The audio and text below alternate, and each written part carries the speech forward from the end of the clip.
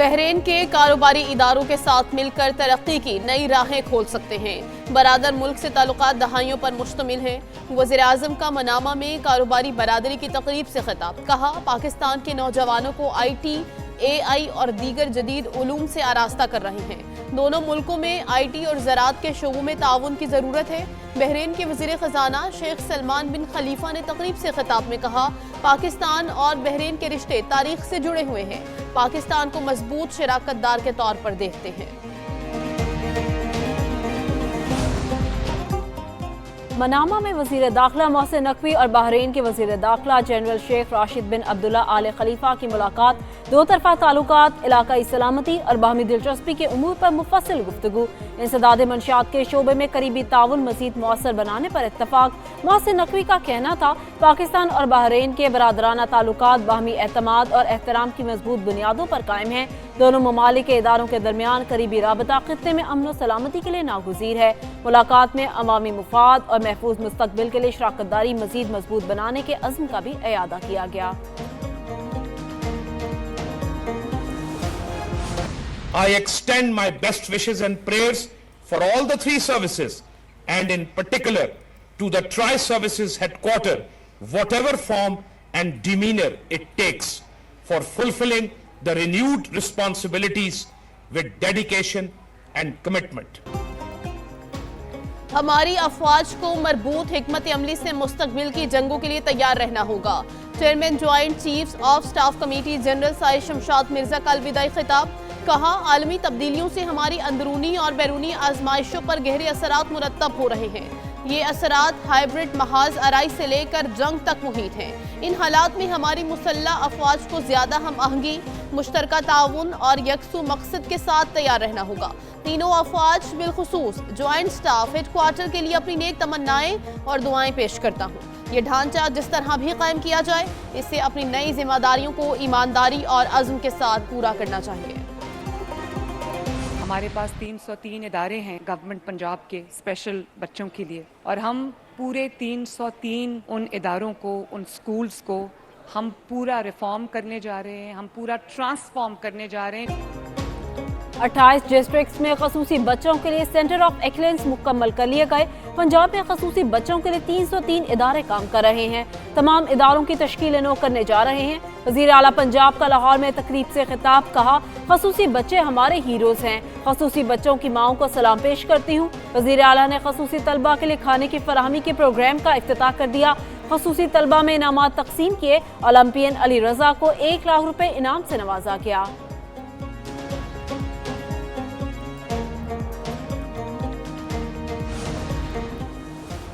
पंजाब में हर फैसला फौरी नाफिज होगा, हर जायदाद महफूज होगी। वज़ीर आला मरियम नवाज का हुक्म। पंजाब में बेसहारा बेवाओं के हुकूक पर डाका डालने वाले गाजिबों के खिलाफ सख्त एक्शन। जायदादों पर नाजायज कब्जे के खिलाफ हर दिन मॉनिटरिंग होगी। वज़ीर आला को रोजाना रिपोर्ट पेश की जाएगी। तमाम अजला के डिप्टी कमिश्नर्स रोजाना इजलास करेंगे। हर तहसील में असिस्टेंट कमिश्नर ऑफिस में भी कब्जे के बारे में दरख्वास्तें वसूल करने की हिदायत। भारत के दिफा के वजीर ने जो तासुर दिया वो काबिल मुज़म्मत है। ऐवान में जो करारदाद पेश की गई, इसमें पूरी तारीख बयान की गई। वजीर आला सिंध मुराद अली शाह का सिंध असेंबली में खिताब। कहा, सिंध कबल मसीह से भी पहले मौजूद था, भारत में बौखलाहट का शिकार है। भारतीय वजीर दिफा ने कभी सिंध का पानी नहीं पिया, इसलिए इसका दिमाग खराब है। सिंध का पानी पीने वाला इस धरती से गद्दारी नहीं कर सकता।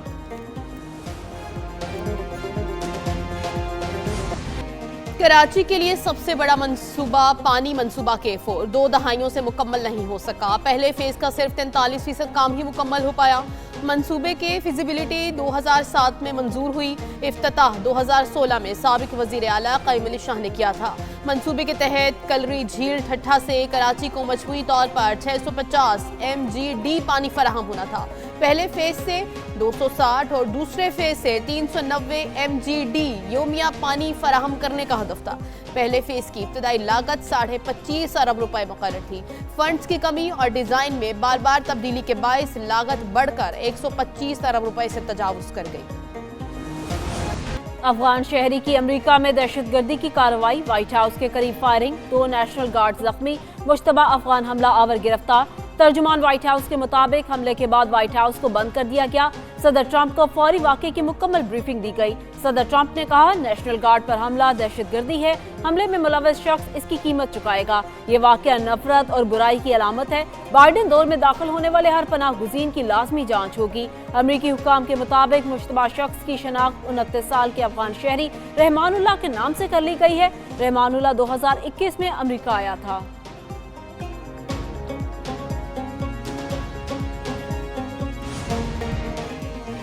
الیکشن کمیشن نے قومی اور صوبائی اسمبلی کے ضمنی انتخابات کے نتائج جاری کر دیے۔ نتائج 23 نومبر کے ضمنی انتخابات کے مطابق جاری کیے گئے۔ طلال چودھری کی جانب سے انتخابی ضابطہ اخلاق کی خلاف ورزی پر NA 96 سے بلال چودھری کا نوٹیفیکیشن روک دیا گیا۔ نوٹیفیکیشن کے مطابق NA 18 ہری پور سے بابر نواز خان، NA 104 فیصل آباد سے دانیال احمد، NA 129 لاہور سے محمد نعمان کی کامیابی کا نوٹیفیکیشن جاری۔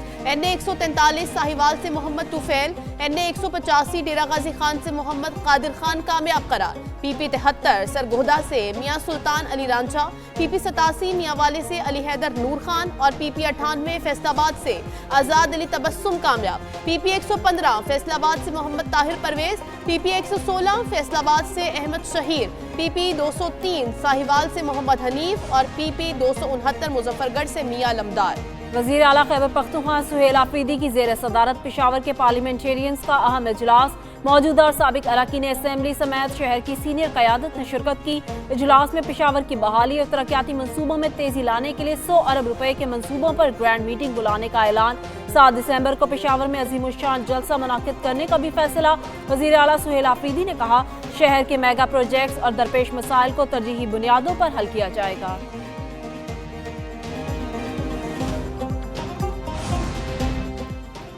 IMF کی رپورٹ کو سنجیدگی سے لینا ہوگا۔ ہمیں خام خیالی رہتی ہے کہ ملک ترقی کر رہا ہے۔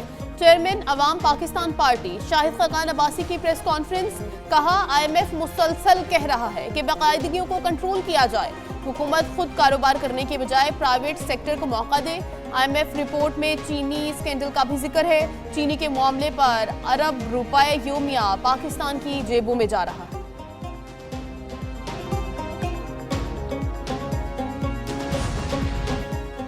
سینئر وزیر سندھ شرجیل انعام میمن کی زیر صدارت کراچی میں محکمہ اطلاعات کا اجلاس۔ صوبے میں جاری منصوبوں پر بریفنگ لی۔ شرجیل میمن کے محکمہ اطلاعات کو تمام فلمی اور میڈیا پروجیکٹس جلد مکمل کرنے کے احکامات، صوبے کے جاری میگا پروجیکٹس اور ترقیاتی کاموں کی بروقت اور مؤثر تشہیر کی ہدایات۔ صوبائی وزیر نے کہا میڈیا کے ذریعے معاشرے میں مثبت پیغام پھیلانا وقت کی اہم ضرورت ہے۔ عوامی مفاد، حکومتی کارکردگی اور قومی بیانیے کو سادہ اور مؤثر انداز میں سامنے لایا جائے۔